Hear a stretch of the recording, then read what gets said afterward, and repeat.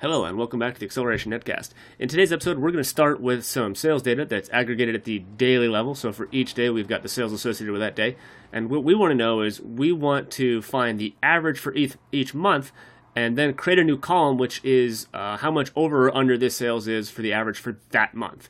So we want to know what 771 is compared to the average for the month of January here in all the January rows. Then when we get down to February, we want to know what these numbers are compared to the average for February.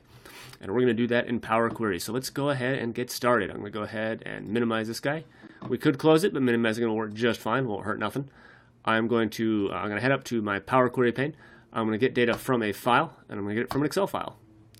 Click on Data. There we go.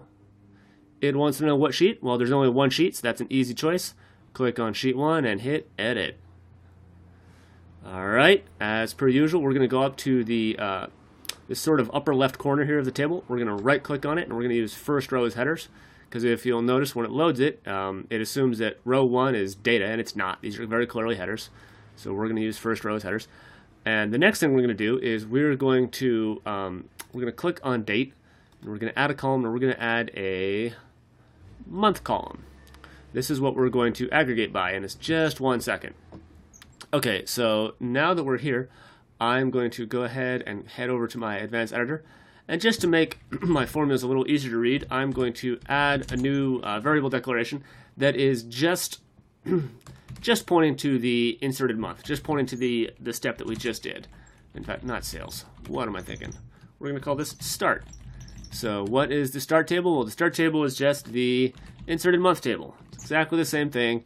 Just starts a little easier to type and a little easier to read in a formula. So head over here to start, click done, and you'll see that inserted month and start are indeed the same thing.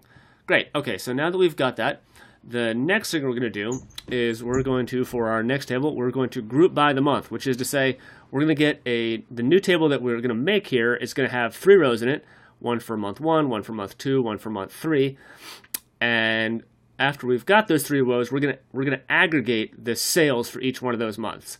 So for month 1, there's a whole bunch of rows, all these rows associated with it, and we're going to take the average of them for that month. And then for all the month 2 rows, we're going to average those as well. So I'm going to right-click, do a group by. Okay, what do you want to group by? Well, we're going to want to group by month. That is correct. And what's the new column name going to be? Well, we're going to call this average sales. And we're going to perform an average. And which column do we want to perform an average on? The sales column. So we click OK. Okay, so we finished up with 3 months and the average sales for each month. And then we head up here, and we can see that we grouped by this column, and then we took the average for the sales. Okay, so now we've got average sales for each month. Okay, so before we move on, the next thing I want to do, since we're going to join, essentially we're going to join this table with this table, which is to say we're going to add these columns to this table right here. Well, if you notice, there's a month column here and a month column here. So if you try and join these, you're going to get an error. You can't have duplicate names of columns, so we're going to just rename this one. We're going to rename it, and we're going to call this month LUT for lookup table. Great. Okay, so now that we've got those, I'm going to head into the advanced editor. I'm just going to change this to average sales LUT for lookup table, because it's going to be easier to read in a formula. Okay, so now that we've got a start table and an average sales lookup table, we're going to join them together. So to do that, we're going to define joined. And how is join defined? Well, we're going to do the table.join function. Okay, which table is the left table? Which table are you going to add tables from? Well, we're going to add it from start. Great, okay. In that table, what is the column that you're going to join by? Well, it's going to be the month column, right? And what is the right table, or the table that you're going to add columns from? And that's going to be the average sales lookup table. Great, which is to say this table right here. And which column are you going to be joining on there? Well, it's the month LUT column. And finally, to be specific, we're going to define the kind of join. The kind of join we're doing is a join kind dot left outer, which is to say we're going to add columns from this table to this table. That's what left outer means. I'm going to do comma right there, or not a comma, I'm going to close parentheses to close out that table join function, and we're going to point the whole thing to joined, just so we can see what that looks like. Click done.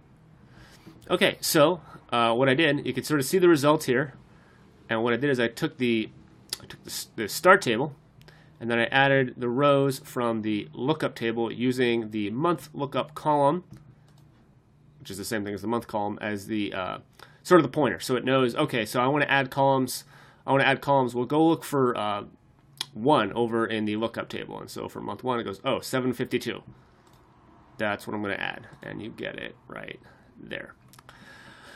Okay, so that's sort of the hardest part. The next thing, it's sort of up to you whether or not you want to do this. I'm going to go ahead and round these numbers. Since I see these amounts here are rounded, I'm guessing, it's not that the sales were exactly $771 for that day, it's that it was rounded. So assuming that it's rounded there, I'm going to assume that the decision maker wants this value rounded as well. That's going to vary on a case-by-case basis. So I'm going to click on that, head over to transform, head to rounding, go to round. How many decimal places? I'm just going to do 0. That makes sense to me.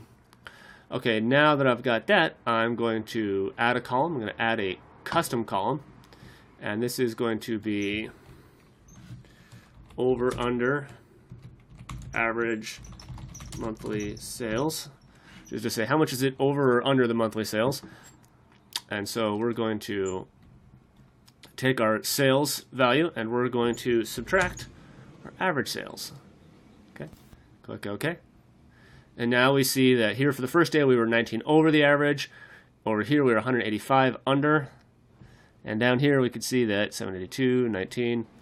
So that all looks right. So we've got the metric we need. Finally, it's just a little bit of cleanup. I'm going to click here and shift click there, and I'm going to remove these columns because we don't really need them.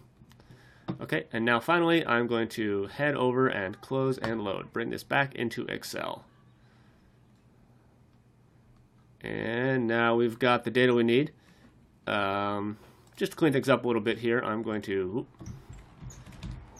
Control Shift down arrow there. And I'm going to do Control Shift 3 to render these as dates. And I'm going to Control up. And I'm going to go over here to sales, hold down Control and Shift, down and right to select all those. And I'm going to format these as accounting. So I head to home, number, and accounting.